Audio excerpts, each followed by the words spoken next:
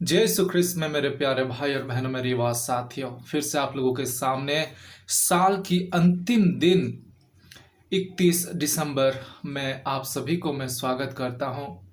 मेरे प्यारे आवाज साथियों, आइए आज का जो साल का 2020 का अंतिम दिन है, आज के दिन के लिए प्रभु को हम लोग धन्यवाद दें, उनकी गुणगान करें, उनकी स्तुति आराधना करें। मेरी आवाज साथियों, प्रभु की इच्छा के अनुसार आज का दिन हम सभी को एक तोहफा के स्वरूप प्रदान किया हुआ है। आइए ये 2400 घंटा प्रभु के नाम पर हम कोशिश करें कि जितना से जितना हो सके हम प्रभु के नाम पर हम समय बिता सकें। मेरे प्यारे युवा साथियों, मेरे प्यारे भाई और बहनों, कल से हम लोग एक नया साल में प्रवेश करने वाले हैं, 2021। आइए मैं आप लोगों को आज का सुसमाचार सुनाता हूं और इससे कुछ संदेश लेके हम लोग इस साल को विदा देंगे और इस दिन को हम कोशिश करेंगे कि किस तरह हम लोग प्रभु यीशु के लिए, प्रभु यीशु की वचनों के लिए, प्रभु यीशु की पवित्रता और धार्मिकता के लिए हम अपने को किस तरह उसके वचनों पर चलाते हैं, आगे लेके चलते हम मनन चिंतन करेंगे। आइए आप सभी को मैं आमंत्रित करता हूं, आज का ये सुसमाचार हम लोग सुने और इसमें रिफ्लेक्ट करें। आज हम लोग एक नया सुसमाचार में प्रवेश कर रहे हैं। आज संत योहन का सुसमाचार हम लोग पढ़ना शुरू कर रहे हैं। आज संत योहन का सुसमाचार से अध्याय 1 पद संख्याएं 1 से 18 तक हम लोग पढ़ेंगे। आइए सुनते हैं। आदि में शब्द था, शब्द ईश्वर के साथ था और शब्द ईश्वर ही था। वह आदि में ईश्वर के साथ था।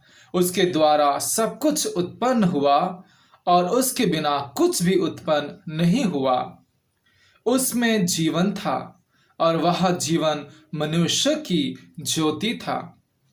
वह ज्योति अंधकार में चमकती रहती है, अंधकार ने उसे नहीं बुझाया। ईश्वर का भेजा हुआ यूहन्ना नामक मनुष्य प्रकट हुआ। वह साक्षी के रूप में आया, जिससे वह ज्योति के विषय में साक्ष्य दे और सब लोग उसके द्वारा विश्वास करें। वह स्वयं ज्योति नहीं था, उसे ज्योति के विषय में साक्ष्य देना था। शब्द वह सच्ची ज्योति था, जो प्रत्येक मनुष्य का अंधकार दूर करती है। वह संसार में आ रहा था, वह संसार में था, संसार उसके द्वारा उत्पन्न हुआ, किंतु संसार ने उसे नहीं पहचाना। वह अपने यहाँ आया और उसके अपने लोगों ने उसे नहीं अपनाया। जितनों ने उसे अपनाया और जो उसके नाम में विश्वास करते हैं, उन सबों को उसने ईश्वर की संतति बनने का अधिकार दिया। वे ना तो रक्त से, ना शरीर की वासना से और ना मनुष्य की इच्छा से, बल्कि ईश्वर से उत्पन्न हुए हैं। शब्द ने शरीर धारण कर हमारे बीच निवास किया। हमने उसकी महिमा देखी। वह पिता के एकलौते की महिमा जैसी है, अनुग्रह और सत्य से परिपूर्ण। यूहन्ना ने पुकार कर उनके विषय में यह साक्ष्य दिया, यही वही है जिनके विषय में मैंने कहा, जो मेरे बाद आने वाले हैं। वह मुझसे बढ़कर है, क्योंकि वह मुझसे पहले विद्यमान थे। उनकी परिपूर्णता से हम सबों को अनुग्रह पर अनुग्रह मिला है। संहिता तो मूसा द्वारा दी गई है, किंतु अनुग्रह और सत्य ईसा मसीह द्वारा मिला है। किसी ने कभी ईश्वर को नहीं देखा। पिता की गोद में रहने वाले एकलौते ईश्वर ने उसे प्रकट किया है। यह प्रभु का पवित्र सुसमाचार है। मेरी बात साथियों, संत योहन अपना सुसमाचार इस तरह शुरू करते हैं। आदि में शब्द था, शब्द ईश्वर के साथ था और शब्द ईश्वर था। दूसरी शब्द में, इंग्लिश में अगर हम कहेंगे, in the beginning there was word. आदि में शब्द था और वर्ड जो है ईश्वर का वचन है और वही वर्ड यीशु मसीह है। हम लोगों को जो पिता परमेश्वर इज़राइल जाति को प्रॉमिस किया था, वादा किया था कि तुम लोगों के लिए एक मसीहा को मैं भेजूंगा, मुक्तिदाता को भेजूंगा, उसी के प्रॉमिस के अनुसार हम लोगों को आज प्रभु ईश्वर ने यीशु मसीह को धरती पर इंसान बनने के लिए भेजा है, ताकि वो हमारे साथ रह सके, हम लोगों के साथ एक होके गिना जा सके और हमारे जैसा खाना पीना, उठना, रहना, सहना सब कुछ हमारी जैसा हो। लेकिन वो ईश्वर के इकलौते पुत्र थे। मेरी बात साथियों, हमको एक बात सोचना जरूर है कि ईश्वर जो कि सृष्टि करता है, दुनिया को रचने वाला है, जो दुनिया को बनाने वाला है, वो मनुष्य क्यों बना? क्यों मनुष्य बना?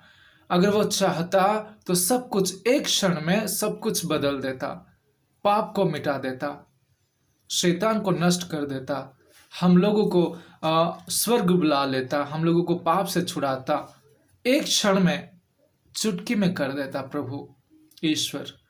उसको क्या इच्छा थी, क्या जरूरत था कि अपना इकलौते पुत्र जो कि हमारी मसीहा है उनको पृथ्वी पर भेजे? मेरी बात साथियों, जरूरत था, क्योंकि इंसान को यह फ्रीडम, यह स्वाधीनता है कि वह भला और बुरा को छाड़ सके।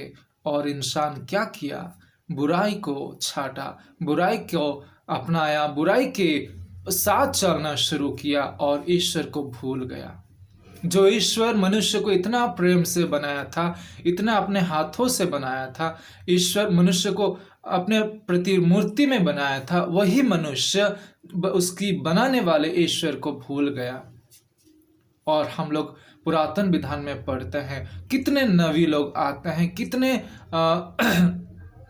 ईश्वर से भेजे हुए लोग आते हैं लोगों को पश्चाताप का सुसमाचार सुनाने के लिए, लोगों को मन फिराव करने के लिए। लेकिन ये लोग, जो हम लोग हैं, इज़राइल जाति है, और हम उनके नहीं सुने थे, इज़राइल जाति उनके नहीं सुने थे।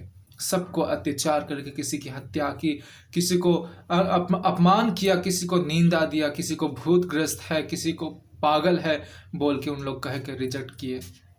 अंतिम में ईश्वर देखा, उसको दुख हुआ कि वो मनुष्य बनाया है बोल के, क्योंकि मनुष्य इतना पाप में डूब गया था, इतना पाप में डूब गया था कि उसका लौटना, सत्य राह पर लौटना मुश्किल हो गया था। और ईश्वर इतना प्रेम करता था मनुष्य को कि वो उसी प्रेम के खातिर अपने प्रजा को, अपना बनाया हुआ मनुष्य को बचाने के लिए, पापों से बचाने के लिए, अनंत नरक अग्नि से बचाने के लिए, वो प्यार के खातिर मनुष्य के सामने अपना इकलौते पुत्र को, यीशु मसीह को भेजा, ताकि हम लोग सभी कोई मुक्ति प्राप्त कर सके। मेरी बात साथियों, आप लोगों को मैं बस यही समझाना चाहता हूं कि ईश्वर अगर चाहता तो हम लोगों को एक क्षण में हम लोगों को सब कुछ कर देता, हम लोगों को पापों से छुटकारा देता, सब दुख दूर कर देता। लेकिन ईश्वर हम लोगों को फ्रीडम दिया है चूज करने के लिए। वो जबरदस्ती नहीं करता है, किसी को जबरदस्ती नहीं करता है। हम लोग दूसरे धर्म पे देखते हैं, हम लोग भगवान को जो मानते हैं दूसरे धर्म में, भगवान को हम बहुत सारा खुश करना पड़ता है, बहुत सारा बलिदान चढ़ावा चढ़ाना पड़ता है, और बहुत सारा होम चढ़ाना पड़ता है, बहुत सारा चीज़ करना पड़ता है, तभी जाके वो जो भगवान होता है, जो भी होता है, वे मानते हैं, फिर कुछ ग्रेस मिलता है उनको। लेकिन हमारा ईश्वर ऐसा नहीं है। हम लोग अगर तकलीफ में है, हम लोग अगर मुश्किल में है, हम लोग बताने से पहले वो जान चुका रहता है कि ये मेरा बेटा बेटी तकलीफ और मुश्किल में है बोल के। हम लोग जब पापों में डूबे हुए थे, नरक की अग्नि के ओर आगे बढ़ रहे थे, अग्रसर हो रहे थे, उस समय ईश्वर ने देखा मेरे बनाया हुआ प्रजा, मेरे बनाए हुए मानव जाति अभी नष्ट होने वाला है, इनको तो बचाना पड़ेगा। इसीलिए वो प्रेम के खातिर, हम लोगों को बचाने के खातिर वो क्या करता है, अपने इकलौते पुत्र यीशु को भेजता है। और हम लोग सभी को जानते हैं ये शब्द था, शब्द देह बना, द वर्ड बिकेम फ्लैश। मेरी बात साथियों, ईश्वर यीशु मसीह अपना सिंहासन, स्वर्ग के सिंहासन, एक राजा की ओर से, एक बेटा की ओर से स्वर्ग छोड़ के, अनंत खुशियां, आनंद को छोड़ के हम लोगों के साथ एक होके हम लोगों के साथ रहने के लिए आया है। मेरी बात साथियों, ईश्वर अगर मनुष्य बन के हम लोगों को इतना प्यार करके हम लोगों को अच्छे राह पर लेने के लिए आया है, तो हम लोगों का क्या कर्तव्य बनता है, हम लोगों का क्या रिस्पॉन्सिबिलिटी बनता है? क्या हम उसके अनुसार हम जीवन को बिताएं कि फिर से शैतान की राह पर चले? ये सोचने वाली बात है मेरी बात साथ। विशेष करके मैं सारी युवाओं को कहना चाहता हूँ कि ये हमारे लिए सोचने की बात है कि यीशु मसीह हम लोगों के लिए ही धरती पर जन्म लिए, ताकि हम लोगों के, मतलब क्रिश्चियन लोगों के लिए बस नहीं, सारी संसार के लोगों के लिए जन्म लिया और मुक्ति प्रदान करने के लिए जन्म लेके आए। हम लोग सभी को जानते हैं वो क्रूस पे मारे गए, उनके एक एक खून का कतरा हम लोगों का पाप के लिए बहाया गया था। मेरी बात साथियों, आइए आज का साल हम लोग जानते हैं, इस साल जो भी कुछ हुआ है, दुख सुख, जो भी कुछ हमारा स्मृति है, मेमोरी है, वो सब को हम प्रभु को चढ़ाए, सब कुछ चढ़ाए। और आज हम लोग अंतिम दिन में हैं, इस 2020 साल का अंतिम दिन में है। प्रभु को धन्यवाद दे हर वो क्षण के लिए जब वो हमारा साथ रहा। मेरी बात साथियों, आइए नया दिन हम लोग शुरू करने जा रहे हैं। खुद को ऐसा बनाइए, खुद को इस तरह स्ट्रांग बनाए कि आप लोग सभी कोई खुद को कॉन्फिडेंट की तरह प्रभु के साथ स्ट्रांग होके, विश्वास के साथ बढ़ के आप लोग 2021 को शुरू करें। प्रभु का एक अच्छा भक्त होके, प्रभु का एक अच्छा बेटा बेटी बन के, प्रभु के साथ आगे बढ़ने के लिए, प्रभु के वचनों पर चलने के लिए, पापों की गंदगी राह पर ना चल के, उसको सब कुछ गंदा चीज को, पापों को छोड़कर अच्छे राह पर चलने के लिए आप खुद को प्रॉमिस कीजिए और धैर्य से स्ट्रांगली प्रभु के साथ जुड़ जाइए, ताकि 2021 आप सभी के लिए, हम सभी के लिए अच्छा हो सके। यही मेरा आज का संदेश है मेरी बात साथियों।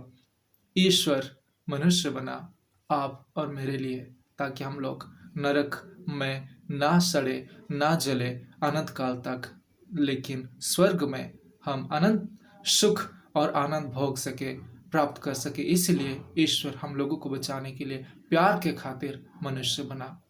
मेरी बात साथियों, सोचने की बात है।